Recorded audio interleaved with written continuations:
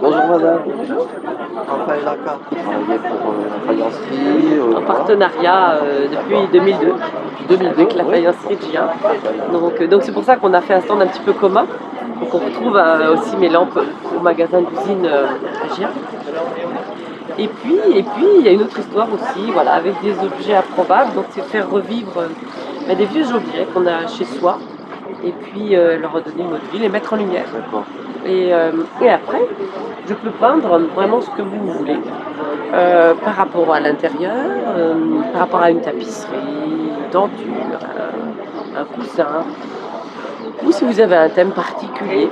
Très bien. Voilà, donc la peinture laisse cette liberté créative. Donc là, au fond, le classique qu'il y a Renaissance. Voilà, le Renaissance. Alors ça, c'est le Renaissance bleu-blanc. Donc voilà. L'abat-jour, c'est vous qui Mais c'est l'avez moi, réalisé? voilà, tout à fait. Donc j'ai repris le blason du pied. Donc toujours en veillant de mettre le pied en valeur en fait. Moi mon métier c'est pas l'écraser, c'est de voir une lampe complète. Pas voir que l'abat-jour ou que le pied. C'est que ça fasse vraiment une symbiose. Et que voilà. Donc après voilà, ça peut être des galets avec une perche. Donc vous avez un savoir-faire et une passion.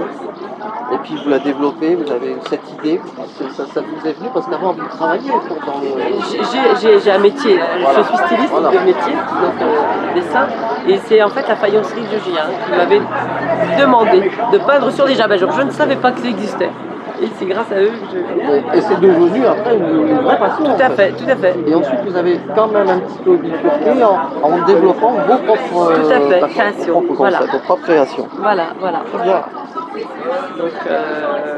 Donc ça peut être vraiment très très vaste. Là par exemple, je suis en train de peindre des plumes. Donc vous voyez, ça c'est un petit biscuit de Gien. Voilà. C'est une petite perdrix. Oui. Et je démarre. et je vais peindre la petite plume de perdrix. Voilà. Sur la base. Expliquez-nous comment vous faites. D'abord, vous travaillez à main levée. Oui. Bon. Et alors, vous avez votre modèle sous les yeux. J'ai le pinceau, j'ai la plume. Comment j'ai ça la se passe? base-jour. Parce qu'il y a une question de proportion, d'échelle. Comment vous faites? Voilà, après, c'est l'œil. Voilà, C'est l'œil. Après, voilà, j'adapte.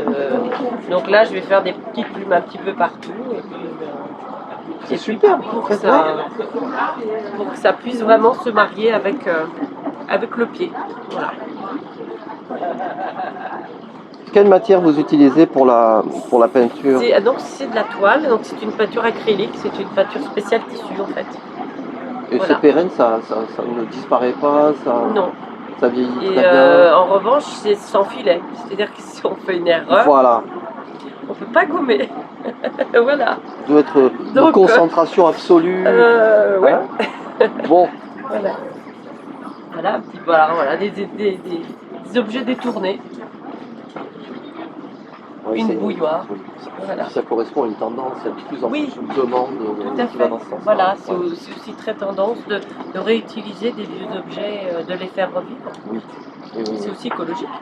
C'est écologique, ça participe du recyclage. Tout à fait. De toute façon, la tendance aujourd'hui, c'est ça, c'est do it yourself, c'est transformer les objets, évitons l'inutile. Tout à fait, tout à fait. Et puis avoir le souvenir, voilà, quand vous avez un vieux moulin, ça devient une petite lampe. Voilà. Et ça vous demande beaucoup de temps pour réaliser, j'allais dire, une œuvre, parce qu'à ce niveau-là, c'est une œuvre. C'est unique à chaque fois, en fait. Donc, voilà, donc on peut passer 1 heure, 2 heures, 3 heures, 4, 5, 6. Bon, après, il faut se limiter aussi. Hein. Vous ne comptez pas votre temps, c'est une passion, mais vous êtes quand même un peu contrainte par le schéma économique, donc vous devez avoir un raisonnement. Ah oui, bien sûr. Hein, donc, non, il faut aussi ça. D'accord. Dire voilà. Ou alors, les gens peuvent venir, voilà, j'ai un budget. Oui. Moi, je rentre dans leur budget. C'est à moi de m'adapter aussi. Oui. C'est important aussi. Oui. Donc, et vous commercialisez vous-même vos produits? Vous avez un magasin ou sur Internet? Alors j'ai une page Facebook. Voilà. Donc les abat-jours de Pascal. Oui. Voilà. Et puis j'ai un atelier, donc sur rendez-vous. Vous venez à mon atelier. Et puis voilà, j'ai des lampes au magasin d'usine et la faïencerie que j'ai. D'accord. Et puis chez des détaillants aussi, je travaille avec des détaillants. D'accord. Et j'imagine que la faïence joue le rôle aussi de prescripteur pour vous, c'est-à-dire qu'ils vous ramènent des gens qui ont des besoins spécifiques. Parce qu'en fait, ils achètent le biscuit au magasin d'usine, et puis après, ils viennent à mon atelier, et je fais les chapeaux. Et j'ai tous les systèmes électriques aussi. Ok. Voilà.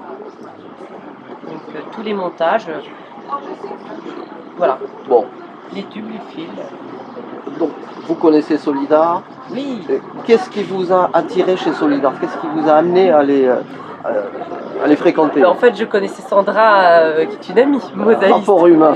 Voilà, rapport humain, voilà. Donc j'ai travaillé avec elle, elle m'a fait les pieds en émaux de Briard. Et puis après, voilà, moi je fais des chapeaux. Donc elle m'a expliqué, je trouve ça vraiment super intéressant de partager comme ça les idées et les lieux d'expo. Parce que des fois on est enfermé dans son atelier et on ne sait pas ce qui se passe.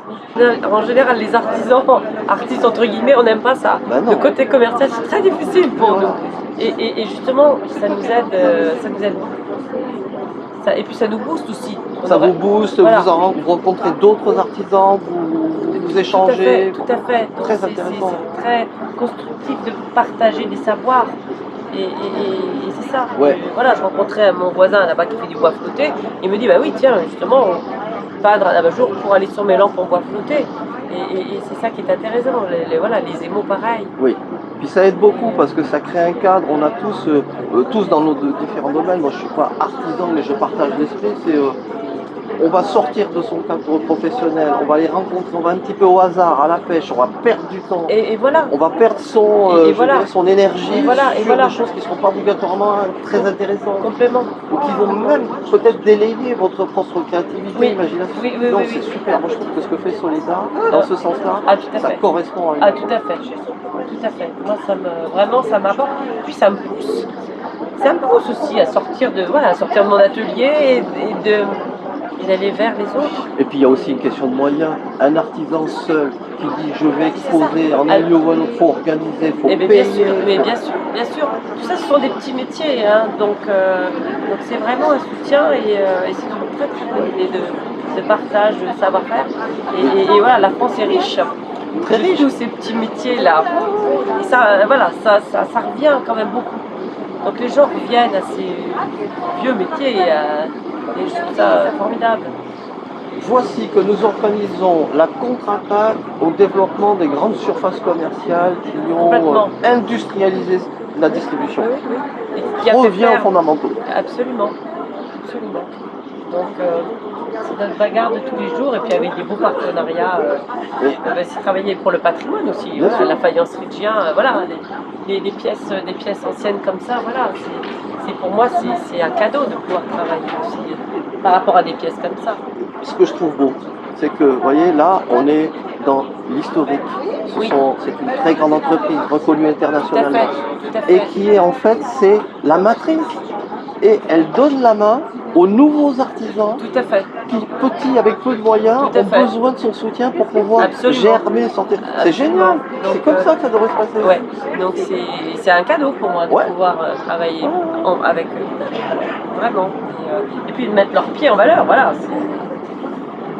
Donc nous on participe à ça, on pousse à ce qu'il y ait un rapprochement des associations qui elles offrent un cadre qui permet de porter les individus sans qu'eux prennent le risque, mais qui créent la structure, qui créent l'environnement. C'est ce qu'on n'aime pas faire, enfin je veux dire, ces démarches commerciales, parce que quand on fait ça, on ne peint pas, on ne travaille pas. Donc moi je dis super, quand je vais sur les pages Solidar, je vois, tiens, il y a telle personne à exposer à tel endroit, par rapport à ce que je fais, oui, ça peut coller, et ça c'est vraiment intéressant. Mais ça me fait gagner du temps. Comme ça, je suis dans mon atelier, je travaille. Bon, vous êtes gâtés. Voilà. On est jaloux, c'est pas normal. Voilà.